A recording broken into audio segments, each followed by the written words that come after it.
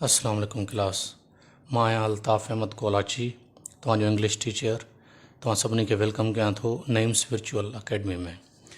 अच्छा, अॼु बि डेमो क्लासिस आहिनि। डेमो क्लासिस जे तौर ते अॼु मां जेको सेकंड इम्पॉर्टेंट टॉपिक खयों आहे उहो आहे यूज़ ऑफ प्रीपोजिशंस।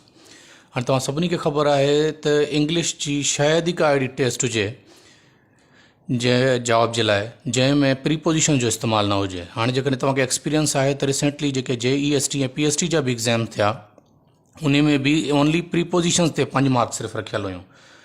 इहे तमामु इम्पॉर्टेंट टॉपिक आहे। अॼु बसि एज़ डेमो क्लास जे तौर ते मां अॼु इहो वरितो आहे, छो त असां पर्टिकुलर जेको तरतीब सां हलंदासीं असां मंडे खां हलंदासीं इंशाअल्लाह। पर अॼु थोरो प्रीपोजिशन्स खे असां जेको आहे न डेमोन्स्ट्रेटिकली जेको आहे अॼु स्टडी कयूं था। अॼु असां वटि जेको प्रीपोजिशन आहिनि जेके डिस्कस करण लाइ सभ खां पहिरियों असां वटि आहे एट। हाणे एट किथे किथे इस्तेमालु थींदो आहे? एट इस्तेमालु थींदो आहे सभ खां पहिरियां फॉर एग्ज़ैक्ट टाइम्स।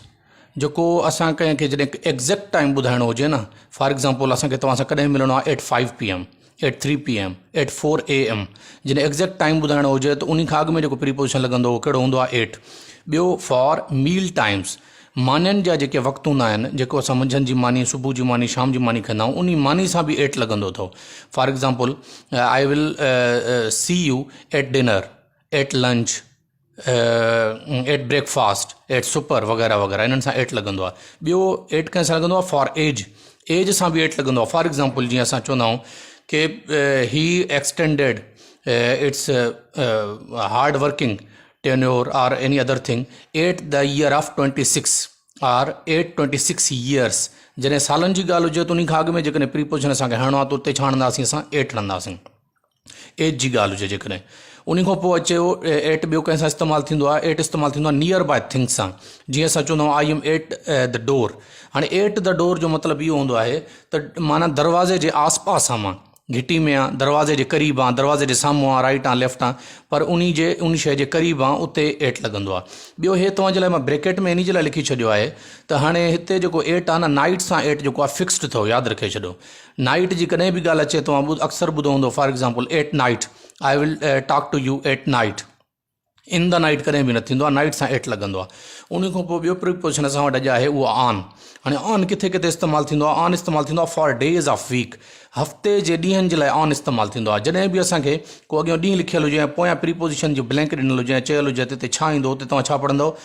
उते छा लिखंदव? On Tuesday, on Thursday, on Friday इस्तेमालु थींदो आहे। ॿियो ऑन कंहिं सां इस्तेमालु थींदो आहे? जॾहिं डेट लिखियलु हुजे, डेट खां अॻु में बि ऑन इस्तेमालु थींदो आहे। मिसाल तौरु on 23 March, on 25 March, on 11 of this September वग़ैरह वग़ैरह। ॿियो ऑन कंहिं सां इस्तेमालु थींदो आहे? ॿियो ऑन इस्तेमालु थींदो आहे जॾहिं हिकिड़ी शइ ॿी शइ जे मथां फिज़िकली हुजे। मिसाल तौरु हे हाणे मां पेन आहे, फिज़िकली इन जे मथां मां रखां थो, मां चई सघां थो a pen is on the page, a pen is on the clipboard, a pen is on the table. छो त हिकिड़ी शइ ॿी शइ खे जॾहिं फिज़िकली सरफेस खे टच करे उते उन खे जे लाइ छा इस्तेमालु थींदो? ऑन।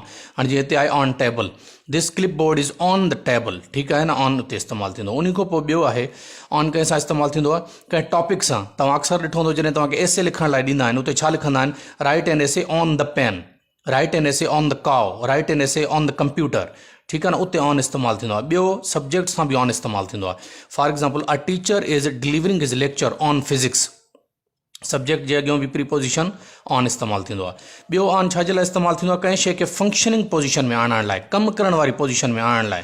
जीअं असां चवंदा आहियूं न switch on the fan, switch on the light, ठीकु आहे, उते स्विच ऑन इस्तेमालु थींदो आहे कंहिं शइ खे फंक्शनिंग पोजीशन में आणण लाइ। या टर्न ऑन, जॾहिं टोंटी हूंदी आहे, बंदि हूंदी आहे, असां छा चवंदा आहियूं? Turn on the tap. वरी turn off the tap, turn on माना हलाइण, टर्न ऑफ माना बंदि करणु, फंक्शनिंग पोजीशन में आणण लाइ। उन खां पोइ अॼु असां वटि जेको ॿियो प्रीपोजिशन आहे उहो आहे अपॉन। अपॉन किथे किथे इस्तेमालु थींदो आहे? For things in motion. हाणे हिकिड़ो ऑन, हे जॾहिं हिकिड़ी शइ ॿिए जे मथां हूंदी इन खे ऑन इस्तेमालु कबो। तॾहिं जॾहिं हेठीं जेका शइ आहे जंहिं ते ॿी शइ मथां आहे उहा जेका आहे रेस्ट वारी पोजीशन में हुजे। हाणे जीअं पेन मां रखां थो न, हे पेज न क्लिपबोर्ड कोई मूव नथो करे, ठीकु आहे न। हाणे ॿियो अपॉन किथे इस्तेमालु थींदो? जॾहिं मथीं शइ बि मूवमेंट में हुजे, या मथीं अगरि मूवमेंट में न बि हुजे, पर मथीं मूवमेंट में हूंदी अक्सर तौर ते, अगरि न बि हुजे त हेठीं शइ मूवमेंट में हुजे जंहिंजे मथां जो ज़िक्र थिए थो। मिसाल तौरु a dog is jumping upon cat. हाणे ऑन कैट न थींदो, अपॉन कैट थींदो, छो त कैट ज़ाहिरी ॻाल्हि आहे बीठी न रहंदी जो कुतो मुंहिंजे मथां जेको आहे जंप ॾे, मूंखे मारे या मूंखे खाए। उते अपान कैट थींदो, छो जो कैट मूवमेंट में हूंदी।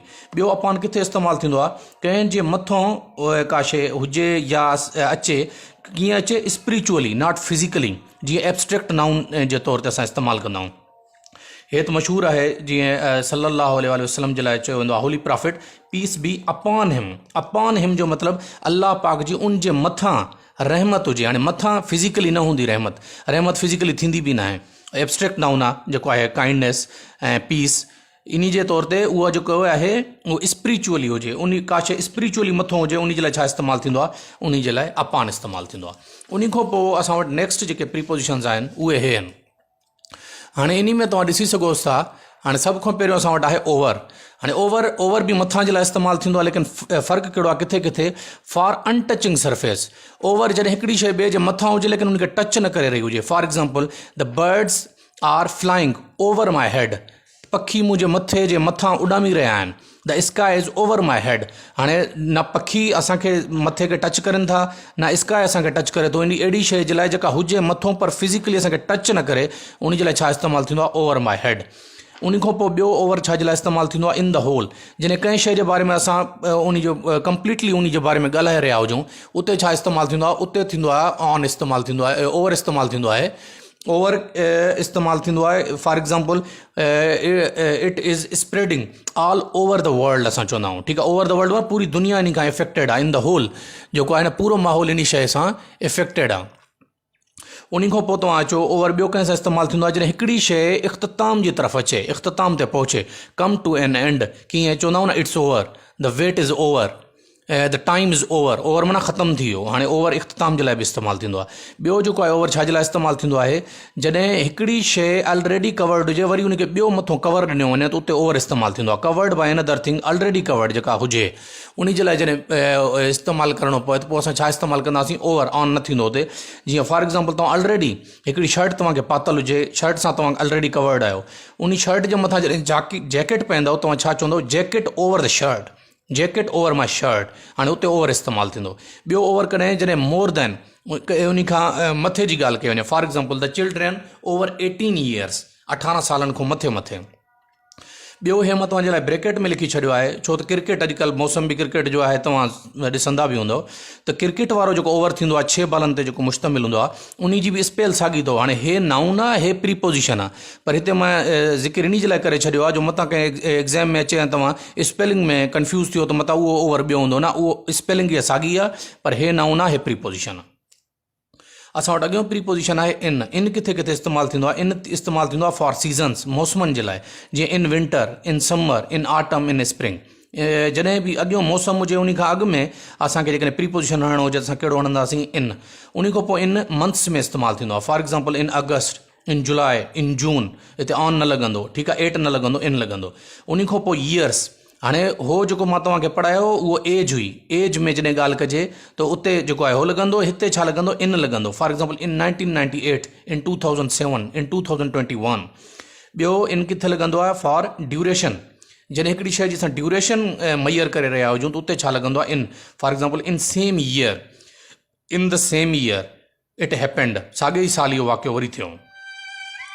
उन खां पोइ जेको आहे असां वटि, उन खां पोइ आहे इन। ॿियो किथे लॻंदो आहे, जिथे असां कंहिं शइ जे तरफ़ां सराउंडेड हुजूं। मिसाल तौर कमरे में मां आहियां, उन कमरे जी 4 दीवारी में सराउंडेड आहियां न मां, उते छा इस्तेमालु थींदो, इन। For example, I am in kitchen, माना किचन जूं दीवारूं चारों तरफ़ आहिनि मुंहिंजे, मां उन जे अंदरि आहियां, उते छा इस्तेमालु थींदो, इन इस्तेमालु थींदो आहे।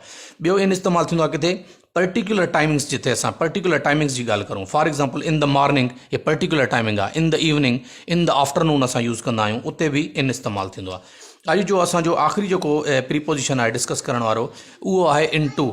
इन टू किथे इस्तेमालु थींदो आहे, जॾहिं हिकिड़ी शइ कंहिं में इंटर त थी रही हुजे पर इन में हुजे, मोशन में हुजे।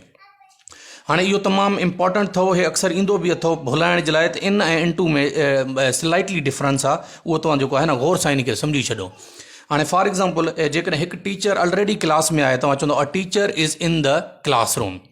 पर जेकॾहिं हिकु टीचर क्लासरूम में इंटर थी रहियो आहे, अञा इंटर थियो न आहे, अञा इंटर थी रहियो आहे, उते तव्हां चवंदो a teacher is entering into the classroom, उते इन टू लॻंदो, जॾहिं हिकिड़ी शइ मोशन में हुजे, इन टू।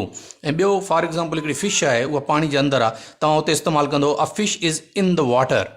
पर जेकॾहिं फिश डॉल्फिन मच्छी तव्हां ॾिठी हूंदी, उहा जंप हणी करे वरी पाणी में अंदरि वेंदी आहे, पर जॾहिं डॉल्फिन मच्छी पाणी खां ॿाहिरि निकिती, हाणे जंप हणी वरी पाणी में वञे थी, जेॾीमहिल पाणी में अंदरि आहे तव्हां चवंदव इन द वाटर, वरी जेकॾहिं पाणी में वञे थी पई उन टाइम चवंदव into the water, dolphin is jumping into the water. हाणे हुते इन टू इस्तेमालु थींदो अथव जॾहिं मोशन में हुजे का शइ। ॿियो इन टू जॾहिं असां हिकिड़ी शइ ॿी में कन्वर्ट करे रहिया हुजूं, उन जे लाइ बि इन टू इस्तेमालु थींदो आहे। For example water is converting इन टू वाइन, हिकिड़ी शइ ॿी में कन्वर्ट थी रही आहे, उन जे लाइ इन टू इस्तेमालु थींदो आहे।